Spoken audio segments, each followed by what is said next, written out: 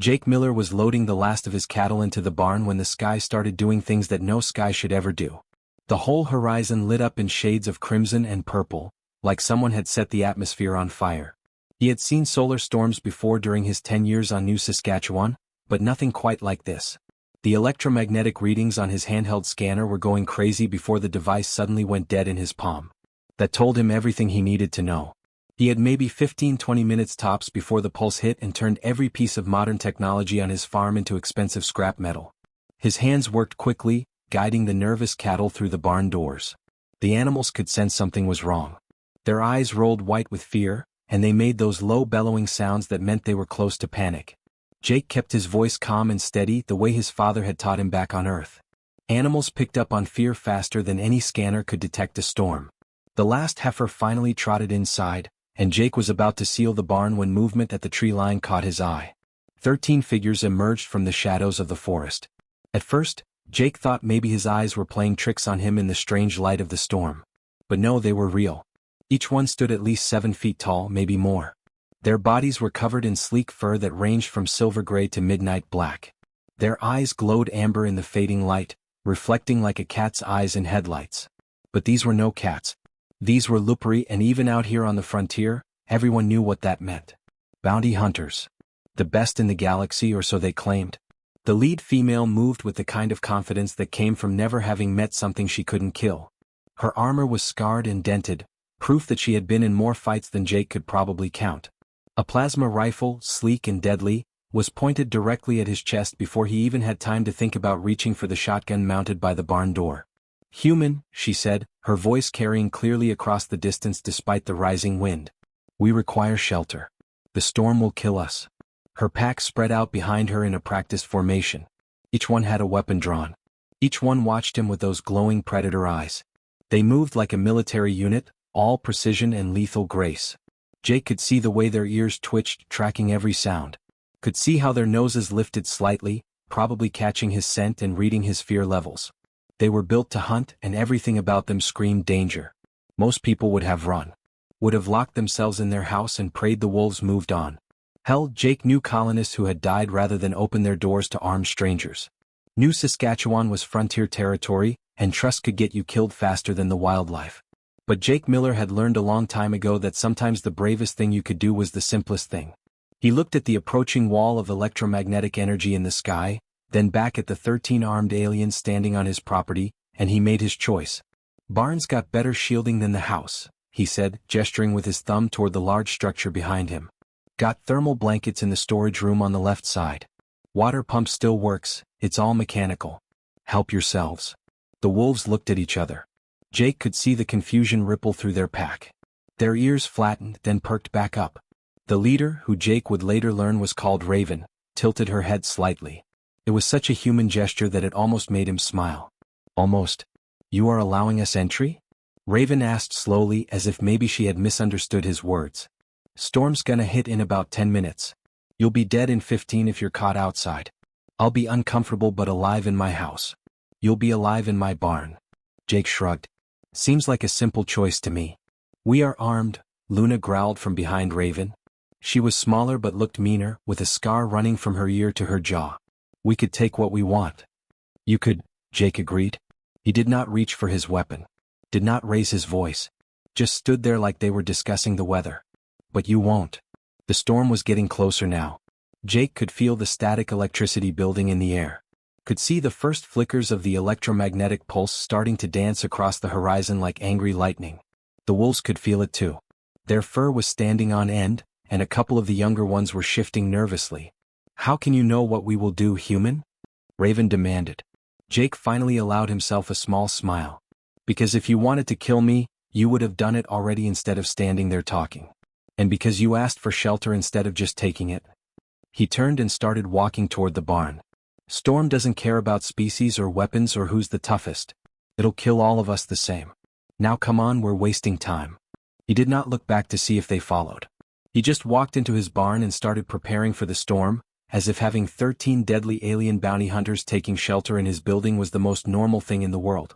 Behind him, he heard the soft patting of paws on dirt, and the quiet click of weapons being lowered.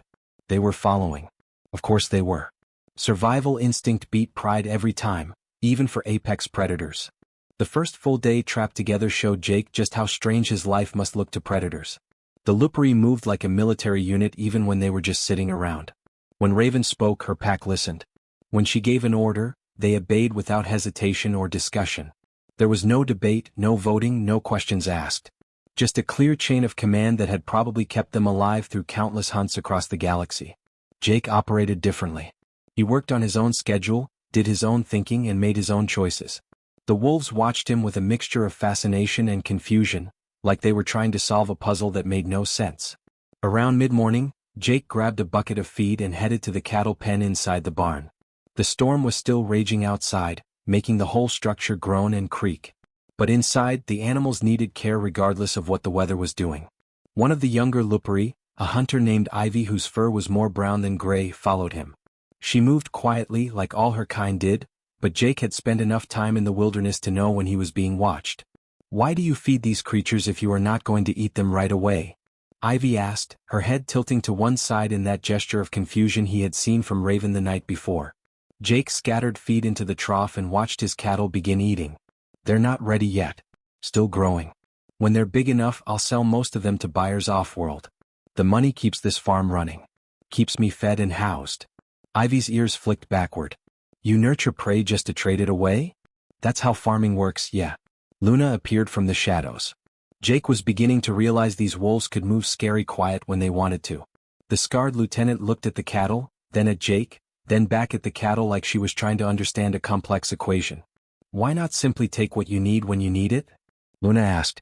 "Why waste time and resources on something that might die or get sick or be stolen before you profit from it?" Jake set the bucket down and leaned against the fence. "Because farming isn't about taking. It's about building something that lasts. You plant seeds in the spring, tend them through summer, harvest in the fall. You breed cattle, raise them, care for them. Everything has its season. Everything takes time." The two wolves exchanged glances. Jake could practically see their brains trying to process this information. To them, it must have seemed backwards. They were hunters. You found something, killed it, ate it, moved on to the next hunt. This whole concept of waiting months or even years for a payoff probably seemed insane. "Your species is very strange," Luna said finally. "Yours isn't exactly normal either," Jake shot back with a small grin. The real shift came that evening when Jake decided to cook dinner. The Lupari had been eating their ration packs since they arrived. Those compressed bars of dried meat and nutrients that probably tasted like cardboard mixed with sadness. Jake had seen military rations before during his service days. They kept you alive but did not do much for morale. He pulled out his old cast iron pot, the one that had belonged to his grandmother back on Earth. It was one of the few things he had brought with him to New Saskatchewan. He threw in chunks of beef from his freezer, added water from the mechanical pump, and started dicing vegetables. Potatoes, carrots, onions. Some dried herbs from the garden he had managed to grow last season. The wolves gathered around, their noses twitching at the smells. "What are you doing?" Raven asked, watching him work. "Making stew. Nothing fancy, but it'll stick to your ribs better than those ration bars." The Lupari were carnivores through and through. They looked at the vegetables with suspicion, like Jake was trying to poison them. But as the stew cooked, filling the barn with rich smells, even the most skeptical hunters started drifting closer. Their sensitive noses could not resist. When it was ready, Jake ladled out portions into bowls. Raven ate first, as was proper for the pack leader. Jake watched her take that first bite. Her eyes widened just a fraction. The meat was tender, falling apart at the touch of a spoon. The broth was rich and savory, seasoned with herbs and the natural flavors from hours of slow cooking. She did not say anything, just kept eating. One by one the other wolves tried it. Even Luna, who seemed determined to distrust everything about Jake, went back for a second helping. Then a third. The younger hunters were practically licking their bowls clean. "Human," Raven said carefully, setting down her empty bowl.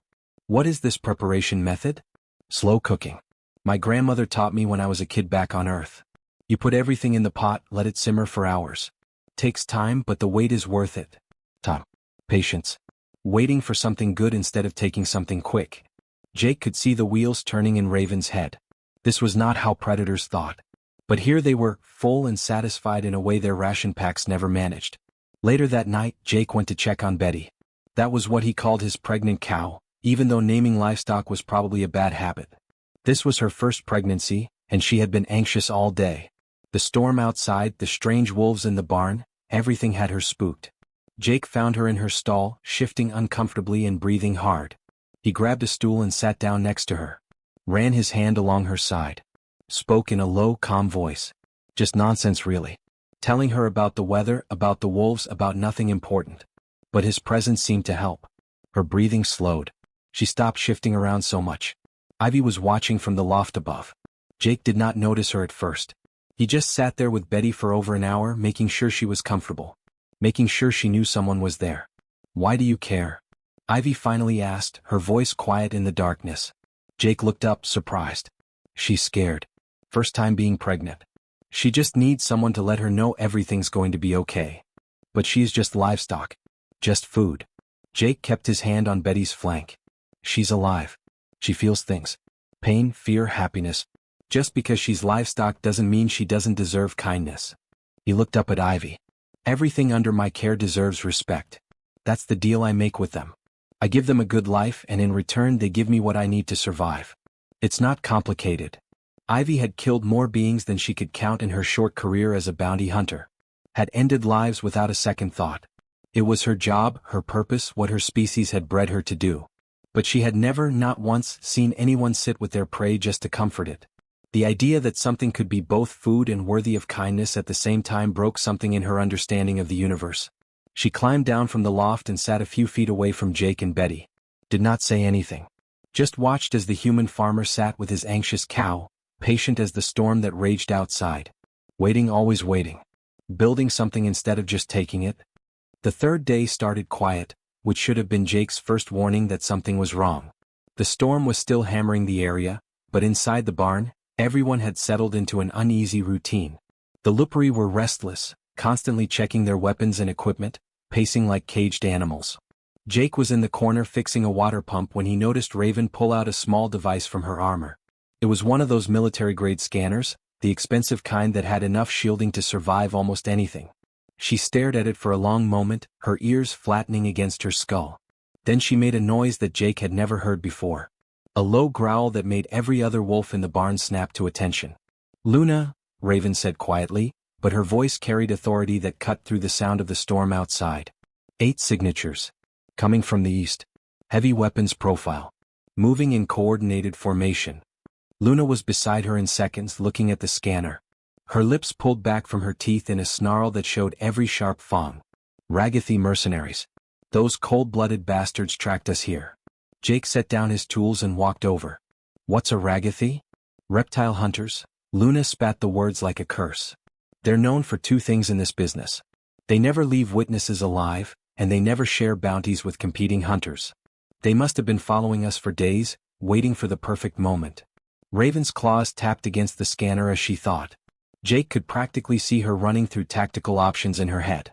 They waited for the storm to trap us. Smart. Our plasma weapons are dead from the electromagnetic interference. We have claws and teeth and training, but they have working guns and they outnumber us. We leave immediately, Raven decided, her voice firm. We'll draw them away from this location. Lead them into the forest where we have better advantage. The humans' involvement ends here. Like hell it does, Jake said. Every wolf in the barn turned to look at him. He was standing in the barn entrance now, and in his hands was a rifle that looked like it belonged in a museum. It was a lever-action weapon, all wood and metal and old-fashioned engineering. The kind of gun that Jake's great-grandfather might have used back on Earth over a century ago. "This is my land," Jake said, his voice quiet but carrying a weight that made even Raven pause. "You're under my roof. Where I come from, that means something. That means I don't let guests get gunned down in my fields." "Human, you do not understand the situation," Raven started, her tone almost gentle. "The Ragathi will kill anyone who helped us. They will burn this farm to the ground just to make sure there are no witnesses. You need to hide in your house and pray they do not find you." "I understand perfectly," Jake interrupted. He worked the lever on his rifle, chambering around with a metallic click that sounded loud in the sudden silence. "You got 8 hostiles coming here to kill you and anyone who gave you shelter. That includes me no matter what I do now. So we can stand here wasting time arguing about it, or you can shut up and let me show you how humans defend their homes." Raven stared at him. The easygoing farmer who had fed them stew and sat with anxious cows was gone. The man standing before her now stood like a soldier. His eyes were calm and focused. His hands held that ancient rifle with the ease of long practice. He was not scared. He was ready. "What do you propose, human?" Raven asked slowly. Jake smiled, but there was nothing friendly in it. "Folks sometimes forget that Earth bred soldiers long before we ever bred space explorers. We were fighting wars when most species were still figuring out fire. And farmers." He gestured around the barn. "We're just soldiers who chose to fight a different kind of battle. This place might look simple, but it's a fortress. You just have to know how to use it right." Over the next hour, Jake showed them what he meant. He led them around the property, pointing out things the wolves had never noticed. Mechanical tripwires hidden in the tall grass along the approach paths. Reinforced positions behind old equipment that gave perfect sight lines to the open ground. Farming tools that could be turned into barricades or improvised weapons. Even the barn itself was more than it seemed. Those ventilation slots near the roof were positioned perfectly as firing ports. The walls were reinforced with metal plating hidden under the wood. "You were a soldier," Raven said. It was not a question. "Colonial Defense Force," Jake confirmed. He was handing out spare rifles to Luna and some of the other wolves, showing them how to work the manual mechanisms. "Did my 10 years out on the frontier worlds. Saw plenty of action. About 5 years ago, a storm like this one knocked out a crash raiding party that was hitting farms in this sector. I had to hold them off for 3 days until help could arrive. After that, I made sure I was ready if it ever happened again." He pulled out boxes of ammunition, all chemical-based projectiles that did not need any electronics to work. "The thing about old Earth weapons is that they're reliable. No computers, no fancy targeting systems, no plasma coils that break when you look at them wrong. Just metal and gunpowder and physics. The storm can't touch them." Ivy was watching Jake with wide eyes. "You planned for this. You prepared to fight even though you are just one human." "I'm one human on my own land," Jake corrected. "That makes a difference. And I'm not alone anymore." He looked at Raven. "Question is, are you wolves ready to learn how humans fight?" Luna picked up one of the rifles, testing its weight. She looked at Raven and something passed between them. Some unspoken communication that pack hunters understood. Then Luna showed her fangs and what might have been a smile. "Our plasma rifles are useless right now anyway," Luna said. "Might as well learn something new." Raven nodded slowly. The human had surprised her at every turn. Had fed them, sheltered them, and now was preparing to fight beside them against enemies he had never met. She had hunted across dozens of worlds and faced countless species. But none of them had ever confused her quite like this farmer who turned out to be a warrior. "All right, human," Raven growled, and there was something like respect in her voice. "Show us how your kind fights." Jake checked his rifle one more time, then looked out at the storm-darkened fields. Somewhere out there, 8 Ragathi mercenaries were coming to kill everyone in this barn. They thought they had an easy target. They were about to learn why humanity had earned its reputation in the galaxy.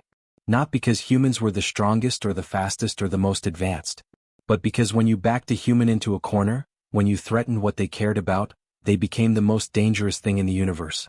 They became stubborn. The Ragathi came just as the sun was setting, which gave the whole scene an eerie orange glow through the storm clouds. They probably thought they were being smart, using the low light and electromagnetic chaos to mask their approach. What they did not know was that Jake had been watching that eastern tree line for 2 hours straight, his old rifle resting across his knees. He had positioned the Lupari in groups of 2 or 3 around the property. Each group covered the blind spots of the others, creating overlapping fields of fire. It was basic military tactics, the kind of stuff Jake had learned in his first month with the Colonial Defense Force. He had taught the wolves a series of hand signals during their preparation.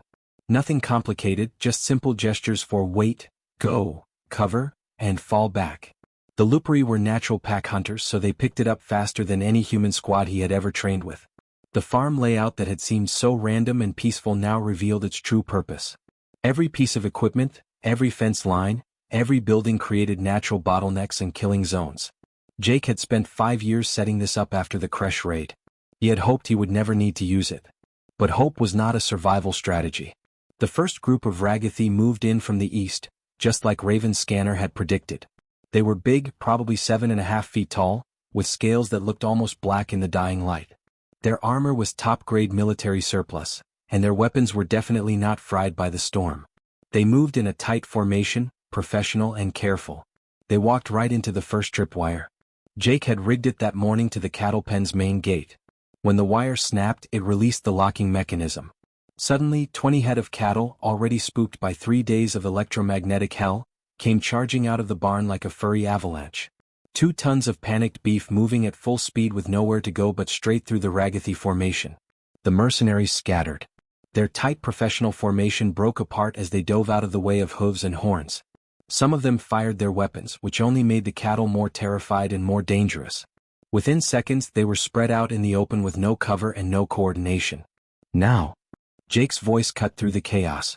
His rifle cracked once, and the lead Ragathi dropped like someone had cut his strings.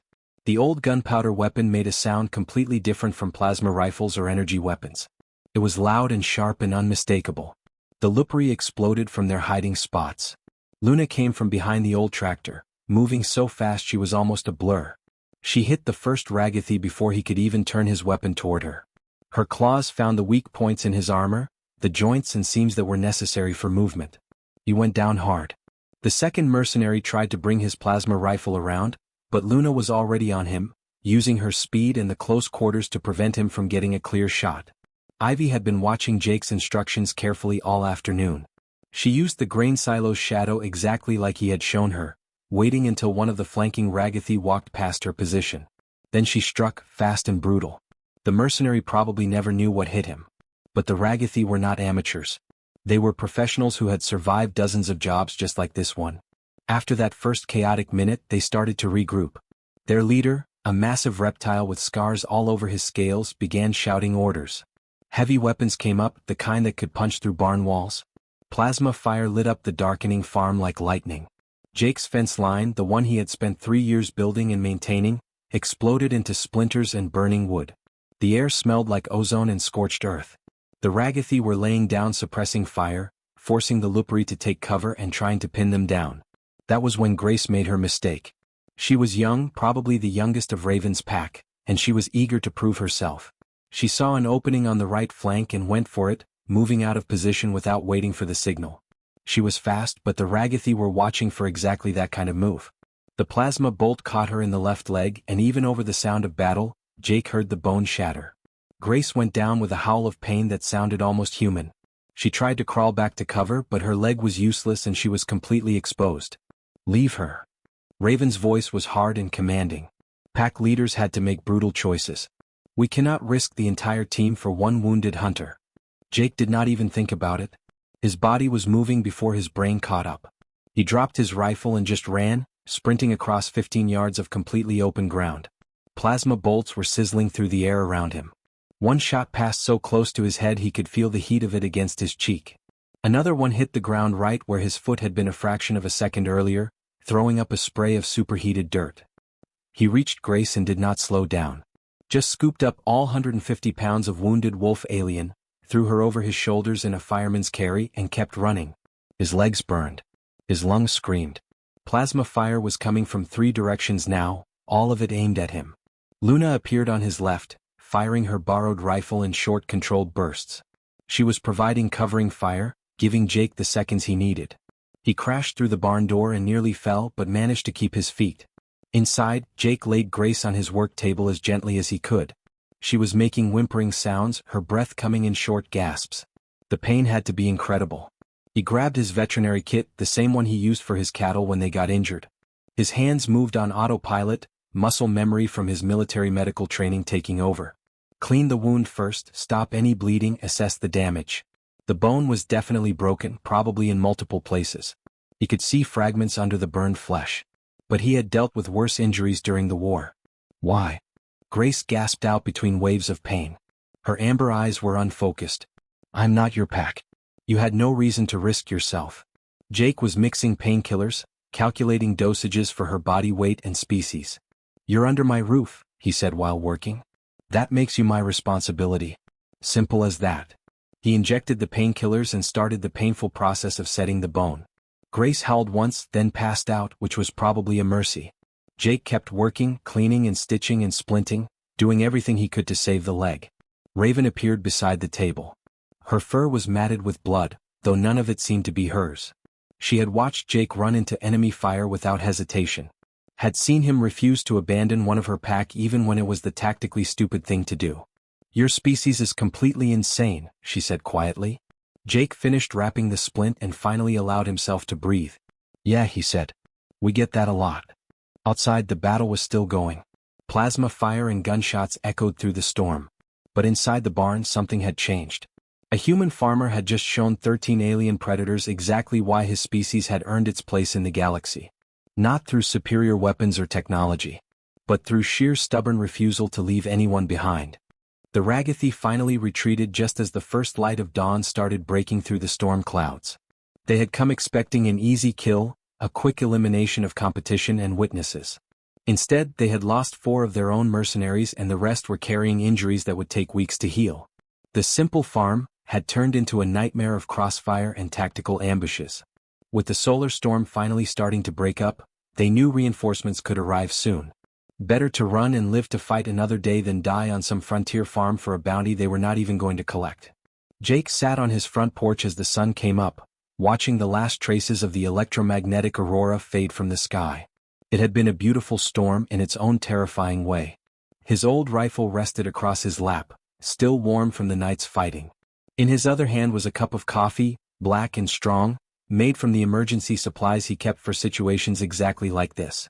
He sipped it slowly, like he had not just spent the entire night in combat. Like this was just another peaceful morning on his farm. The barn door opened and Raven emerged first, followed by her pack. They moved slower than they had 3 days ago when they first arrived. Combat did that even to professional hunters. It reminded you that you were mortal, that luck only stretched so far.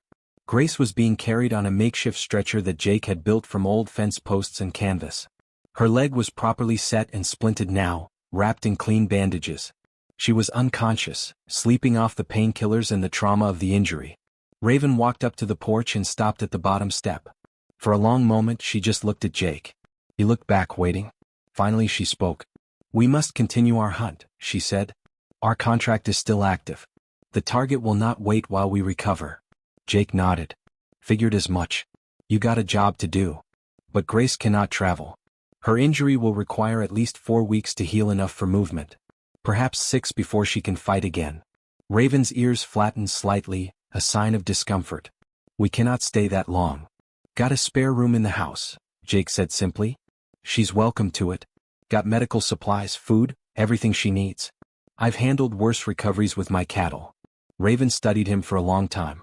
This human had turned everything she thought she knew about the galaxy completely sideways. Her pack had fought alongside him, bled with him, and learned that strength was not just about teeth and claws and plasma rifles. Strength could be patience, could be stubbornness, could be refusing to leave someone behind even when every tactical instinct said you should. She reached up and removed a metal token from her armor. It was about the size of Jake's palm, made from some alien metal that caught the morning light. Symbols were carved into its surface, markings that probably meant something important in Lupari culture. "This is a clan marker," Raven said, holding it out. "It represents debt, honor, and alliance. In my culture it is sacred. You have earned pack right, Jake Miller. Any Lupari who sees this marker will know that you are under our protection. You have allies among the stars now, human. If you ever need us, send word through any Lupari you meet. We will come." Jake took the marker and turned it over in his hands. It was heavier than it looked, warm from being against Raven's armor. "Appreciate it," he said, and meant it. Ivy approached next, moving hesitantly. She was the youngest of the pack, the one who had watched Jake sit with his pregnant cow and could not understand why anyone would show kindness to livestock. Now she understood a little better, though it still confused her. "Human. Jake," she corrected herself. "When we complete our contract and collect our bounty, may I return here? To learn more about farming? About how your species thinks?" Jake smiled, the first real smile since the Ragathi attack. "Sure, kid. Always got work that needs doing around here. Could use an extra pair of hands. Or paws, I guess." One by one the other wolves came forward. They left supplies, far more than simple payment for shelter would require. Ammunition for Jake's rifles. Medical supplies.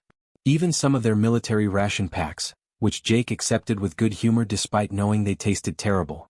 Luna, the scarred lieutenant who had distrusted him from the beginning, clasped his shoulder in the way warriors acknowledged equals. She did not say anything. Did not need to. The gesture said everything. Even the most skeptical hunters offered some gesture of respect. A nod. A touch to the shoulder. One of them, a quiet wolf who had barely spoken the entire time, left her backup knife. It was a good blade, well-maintained and clearly valued. As the pack gathered their gear and prepared to leave, Grace stirred on her stretcher. Her eyes opened slowly, still foggy from the painkillers. She spotted Jake and managed to focus on him. "Why did you save me?" she asked, her voice weak but clear. "Your kind bonds with anything, everyone says so. But I held a weapon to you just days ago. I would have killed you if Raven had ordered it." Jake walked over and knelt beside the stretcher, checking her splint one last time to make sure it was secure for the move to the house. "Where I come from, it does not matter what you were yesterday. Matters what you are today. And right now you're someone who needs help." He adjusted her blanket, making sure she was warm. "Besides, you're going to be real useful when harvest season comes around. Wolves have good noses. You can help me find the pests that get into my grain stores." Grace laughed, a sound that surprised her packmates. It was not something they heard from her often. "Insane species," she muttered, but there was fondness in her voice. The 12 healthy hunters departed as the last traces of the solar storm finally disappeared from the sky. They had arrived 3 days ago, seeing a vulnerable human to be tolerated and dismissed, someone beneath their notice except as a temporary convenience. They left understanding why humanity, despite having no claws, no fangs, no natural armor, no obvious advantages, had become one of the galaxy's most respected and feared species. It was not about what humans had. It was about what they refused to give up. Jake Miller carried Grace into his house and settled her in the spare room. Then he returned to his barn, where Betty had finally given birth during the chaos of the battle. A healthy calf was learning to walk on wobbly legs. Just another week on the frontier. Just another day in the life of a human who had decided that some things were worth fighting for, worth protecting, worth the risk. The galaxy could be a dangerous place, full of predators and mercenaries and species that valued strength above all else. But sometimes, the most dangerous thing in that galaxy was a human who had decided you were worth protecting. And heaven help anyone who tried to prove them wrong.